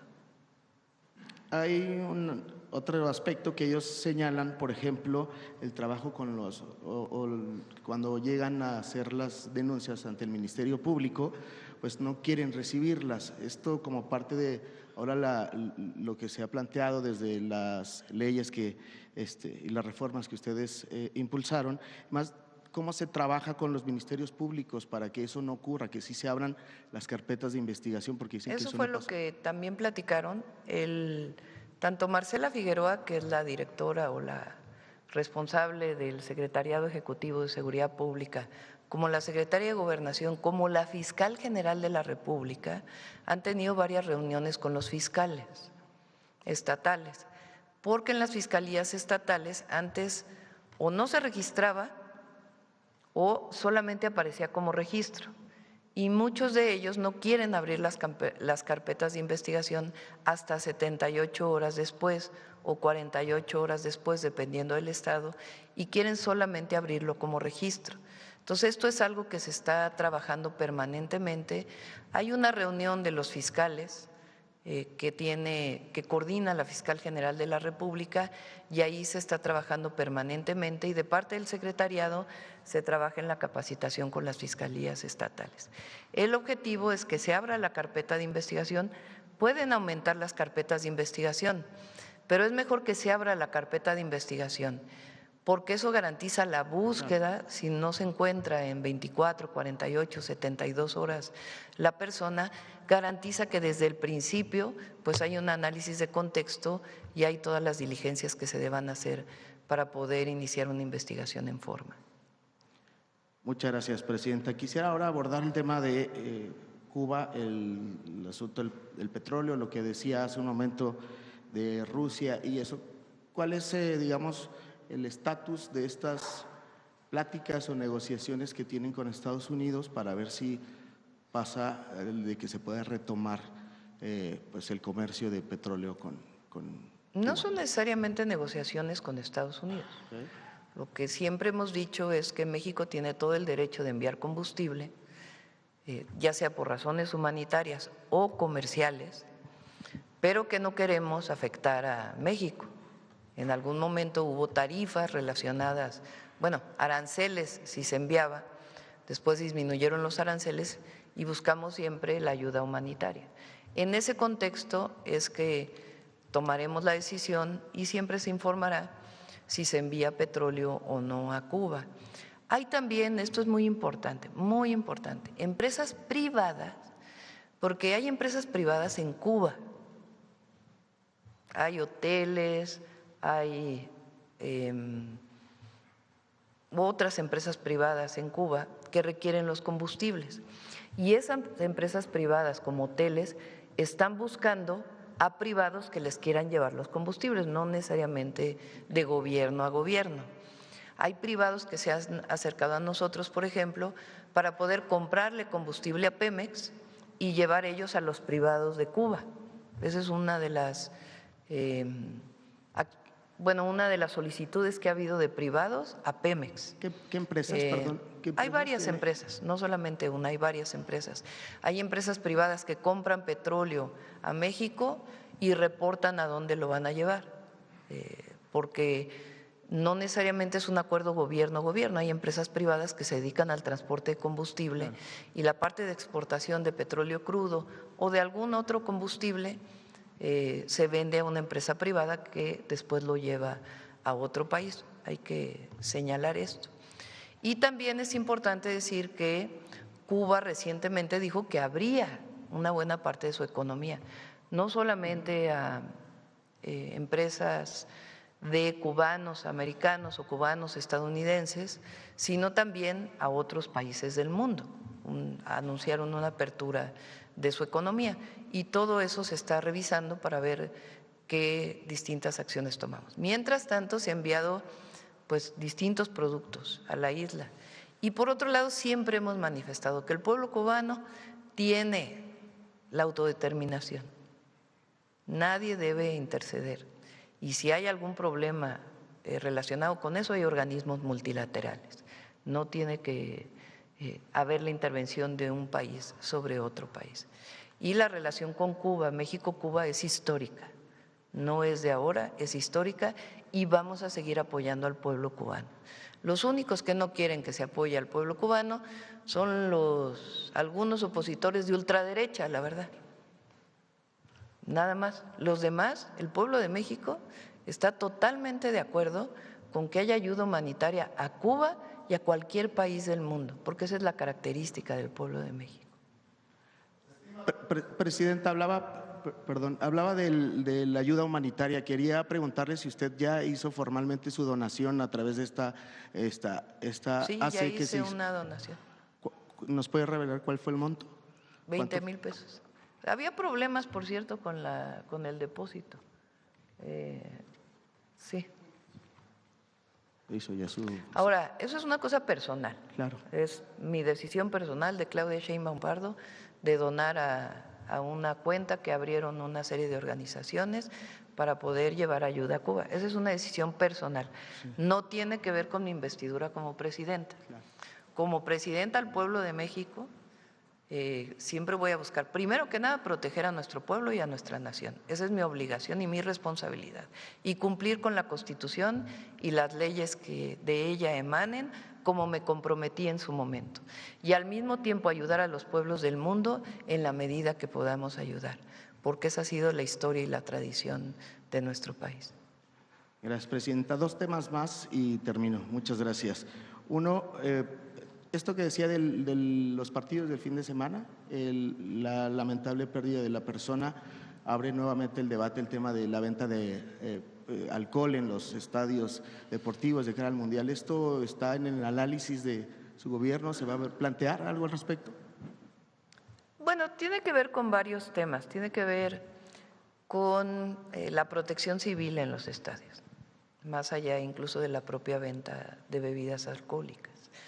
¿Quién regula la protección civil en los estados? Los gobiernos estatales y particularmente los municipios. Corresponde a los municipios revisar la protección civil en los espectáculos públicos. Así le corresponde a la alcaldía Coyoacán en el caso del Azteca. Cuando yo fui jefa de gobierno, generamos un esquema, porque a veces pasa que una alcaldía, por ejemplo, cualquier alcaldía de la Ciudad de México, cualquier municipio, hay municipios que tienen una cantidad de establecimientos mercantiles enorme y que es prácticamente imposible para el área de protección civil ir a revisar cada uno de los establecimientos mercantiles. Nosotros modificamos la ley de protección civil en su momento para que hubiera terceros autorizados que pudieran tener la atribución para analizar la protección civil. Por ejemplo, para las estructuras existen los famosos directores responsables de obra o los estructuristas, los responsables de estructuras, que son los que tienen la atribución de revisar las estructuras o cómo está construido un edificio. Eso hicimos para la protección civil, que profesionales responsables se encargaran de revisar la protección civil y de entregar, y ellos son responsables de esta revisión. Entonces hay que hacer una revisión particularmente de la protección civil. Ahora, la protección civil puede estar bien y puede haber algo todavía que hubiera provocado este lamentable hecho. Entonces eso también lo tienen que revisar los que son responsables del propio estadio. Y al mismo tiempo, las bebidas alcohólicas, que tiene su problema. Hasta el momento nosotros no hemos pensado regular las bebidas alcohólicas en los estadios, pero si fuera necesario se podría revisar. De todas maneras, esa es una atribución estatal, no le corresponde a la federación. Podríamos participar orientando, pero no nos corresponde. Y municipal, Cuando se declara ley seca, por ejemplo, que es esta idea de que en cierto momento no se vendan bebidas alcohólicas para una feria, para un espectáculo, es el municipio quien las declara y el Estado también lo puede hacer. Entonces el municipio, por ejemplo, cuando hay una feria, una fiesta en algún pueblo, puede decir ley seca para evitar agresiones, violencia, etcétera. También lo puede hacer el Estado. La Federación pues tiene otras atribuciones. Gracias, Presidenta. Con este tema termino y nuevamente gracias por sus respuestas. Se hizo viral hace algunas semanas un video de una persona, una mujer en el Palacio Nacional, todo esto. Ya no se supo si fue una imagen o un material que corresponde con la realidad o no. ¿Qué información tiene usted al respecto sobre este video que pasó? En primera instancia dijeron que no, luego salieron más videos. ¿Qué información tiene al respecto? Bueno, hubo muchos memes, ¿no? Muchos. Relacionados con esto.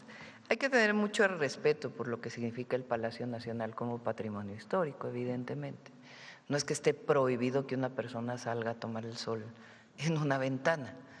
No está prohibido per se, pero pues hay que tener respeto por lo que significa el patrimonio. Al principio el área correspondiente pidió información al área en donde está esta ventana e informaron que nunca nadie había salido a tomar el sol. Después revisaron y resulta que sí había habido una persona que se había sentado en la ventana ese día. Entonces pues ya la persona se le dijo, pues fue sancionada y decir, oye, no puedes estar haciendo esto. Pero hay que decir que no está prohibido, no hay un reglamento en Palacio Nacional donde se diga no puedes salir a tomar el sol en la ventana. Claro, hay que tener respeto por Palacio Nacional y todo lo que representa, ¿verdad? Muchas gracias, Presidenta. Sí. Buenos días a todas y todos. Vamos a… ¿Quién? A ver, el compañero. Ya son 9:15, ya nos vamos, ya va a venir este hombre. Hola, Presidenta. Buenos días. Manuel Galetzi Ramírez. Presidente de la FIFA, y ya vamos a andar aquí todavía. De Sin Línea y el político en las redes. Le prometo que seré breve, Presidenta. Primero que nada, ver si nos puede comentar sobre la ficha que le facilitó Roberto, de Secretaría de Relaciones Exteriores. No nos ha mandado todavía. Sí, aquí está. Conferencia de prensa lunes 30 de marzo de 2026 en el Consulado General de México en Los Ángeles, encabezada por la Directora General de Protección Consular, cónsules titulares de la región y abogados de las familias cuyos familiares fallecieron en Adelanto, así se llama el lugar de detención. Se anunciaría la participación del Gobierno de México mediante la figura amicus curiae en la demanda LT, bueno, se los damos exactamente cómo se llama, presentada el 26 de enero de 2026. Se emitirá un comunicado de prensa desde la Secretaría de Relaciones Exteriores sobre la presentación del amicus curiae sobre esta situación. 2. Durante la visita a Los Ángeles se sostendrán reuniones con las familias de las personas que han fallecido en el centro de Adelanto, así como la Coalición de los Derechos Humanos de los Inmigrantes y el Immigrant Defenders Law Center para detonar apoyo a nivel comunitario y de presión a autoridades. 3. Envío de cartas por parte de la Embajada de México en Estados Unidos a legisladores y legisladoras a nivel federal sobre la deficiente atención médica en el centro de Adelanto. También se propone una carta por parte de la presidenta del Senado en México, Lauritzel Castillo, a su contraparte estadounidense. 4. Hoy el subsecretario para América del Norte abordará el tema con el embajador de Estados Unidos en México, Ronald D. Johnson. Se tendrán acercamientos y envíos de cartas con el fiscal de California, Rob Bonta, quien recientemente presentó un amicus curiae en la demanda LT, en fin, con el gobernador de California, Gavin Newsom. 5. Se presentará una audiencia temática ante la Comisión Interamericana de Derechos Humanos sobre personas fallecidas en centros de detención del ICE. La demanda… Bueno, les vamos a dar todos los datos de esto. Pero también, por mencionar, Presidenta, de acuerdo a lo que menciona, se va a recurrir a instancias internacionales, ¿no?, para señalar los abusos que se han cometido en los centros de detención. Por lo pronto a la Comisión Interamericana. Sí. Retomando un poquito lo de la llegada del buque ruso a Cuba, Presidenta, también Donald Trump dio unas declaraciones en donde él pues, confirmaba que no tenía ningún problema en que ningún otro buque llegara a Cuba, lo cual quisiera preguntarle si facilitaría evidentemente el envío de ayuda humanitaria. Yo sé que nos ha explicado respecto a al comercio. Son las dos que estamos revisando, tanto la ayuda humanitaria como comercial, porque México tiene comercio con Cuba. ¿Habría una fecha estimada en la que se reanudaría esta ayuda humanitaria? Ya lo informaría. En el mismo marco, Presidenta, en la semana pasada el presidente Díaz-Canel dio una entrevista al diario La Jornada en donde le reconocía a usted su valor y pues, el respeto a sus convicciones y hacía una analogía de cómo él calificaría la relación que existe entre Cuba y México y dijo que pues, como amor con amor se paga, ¿no? Quisiera preguntarle a usted cuál sería su opinión, si usted coincidiría con él o cuál es su perspectiva respecto a cómo describiría la relación con Cuba. México ha tenido una relación de amistad con Cuba desde siempre, desde siempre. Hay que recordar, porque se olvida, que México fue el único país que estuvo en contra del bloqueo. Estamos hablando de 1962. Desde entonces hay una relación de amistad con el pueblo cubano y de colaboración y de coordinación con el gobierno de Cuba. Previo a ello hay una historia de amistad, incluso antes de la revolución con el pueblo cubano. Imagínense que de los pocos países que hablaron y dieron solidaridad a México con la expropiación petrolera fue Cuba. Estamos hablando de 1938. Hay una carta muy hermosa del general Lázaro Cárdenas agradeciéndole a Cuba por esta solidaridad. Ha habido una historia de amistad con el pueblo de Cuba y de coordinación y de comercio. Peña Nieto, de las primeras cosas que hizo cuando entró fue condonarle la deuda al gobierno de Cuba. Y estamos hablando de partidos distintos. Es decir, ha habido siempre una colaboración con Cuba, entre otras cosas porque nosotros pensamos, y además está en la Constitución, que los únicos que pueden determinar su destino es el propio pueblo cubano, que no hay nadie que deba determinar el destino del pueblo de Cuba más que el propio pueblo cubano, y que además no debe haber bloqueos, porque los bloqueos comerciales dañan a los pueblos. Formalmente están hechos contra los gobiernos, pero ¿a quién dañan? A los pueblos. Esa ha sido siempre la posición de México y va a seguir siendo, mientras yo sea presidenta, esa va a seguir siendo la posición, porque es por constitución y por convicción. Y lo que nos acerca al pueblo cubano es algo extraordinario.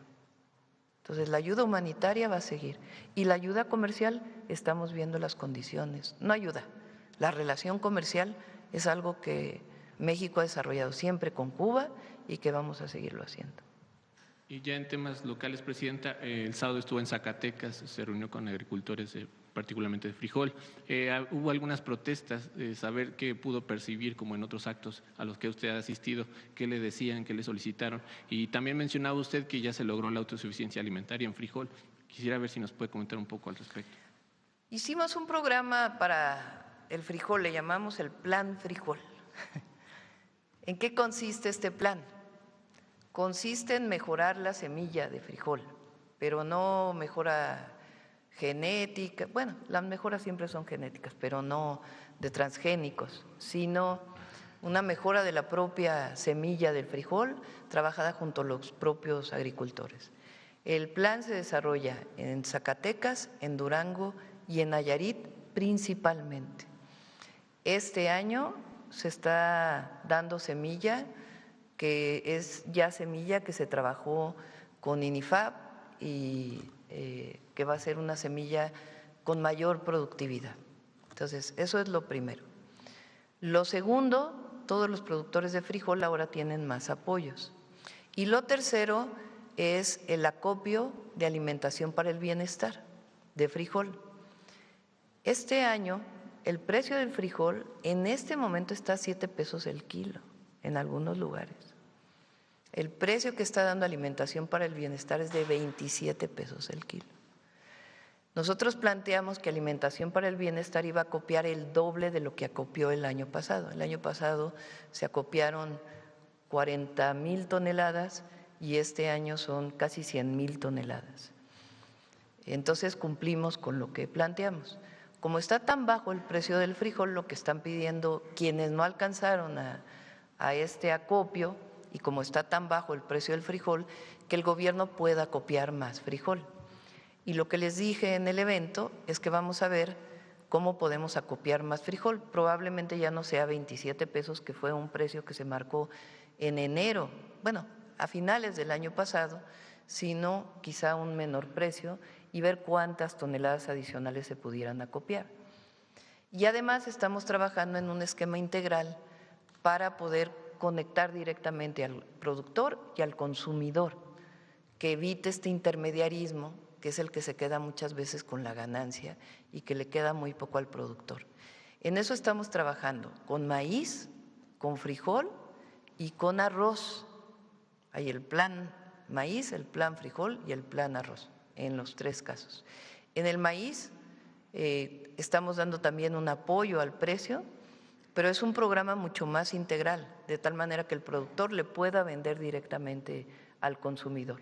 El maíz, igual que el frijol, se divide en los pequeños, medianos y grandes productores. Nuestro objetivo es apoyar al pequeño productor principalmente.